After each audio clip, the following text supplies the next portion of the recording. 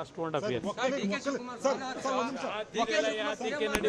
ಒಕ್ಕಲಿಗ ಸ್ವಾಮೀಜಿಗಳು ಮತ್ತು ಲೀಡರ್ಗಳೆಲ್ಲ ಡಿ.ಕೆ. ಶಿವಕುಮಾರ್ ಬಿಟ್ಕೊಡ್ಬೇಕು ಅಂತ ಹೇಳಿದ್ದಾರೆ. ನಾನು 2 ಬಾರಿ ಮುಖ್ಯಮಂತ್ರಿ ಇದ್ದೆ.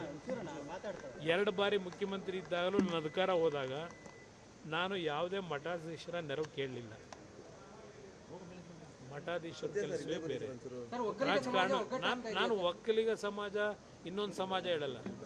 ನಾನು ಹೇಳ್ತಕ್ಕಂಥದ್ದು ಸಮಾಜದಲ್ಲಿ ಈ ರೀತಿ ಜಾತಿಯ ಹೆಸರನ್ನ ಹೇಳ್ಕೊಂಡು ಧಾರ್ಮಿಕ ಕ್ಷೇತ್ರಗಳನ್ನು ದುರುಪಯೋಗ ಪಡಿಸ್ಕೊಳ್ತಕ್ಕಂಥದ್ದು ಯಾವುದೇ ರಾಜಕಾರಣಿಗಳಿಗೆ ಶೋಭೆ ತರಲ್ಲ.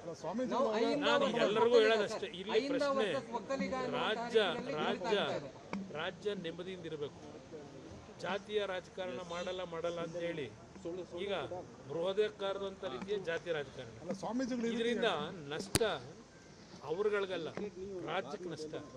ರಾಜ್ಯದಲ್ಲಿ ಸಮಾಜಗಳ ನಡುವೆ ಸಂಘರ್ಷಕ್ಕೆ ಎಡೆ ಮಾಡಿಕೊಡೋಕೆ ಏನು ಬೇಕೋ ಇದು ನಡೀತಿರ್ತಕ್ಕಂಥದ್ದು. ಇದರ ಅವಶ್ಯಕತೆ ಇಲ್ಲ ಅನ್ನೋದು ನನ್ನ ಅಭಿಪ್ರಾಯ.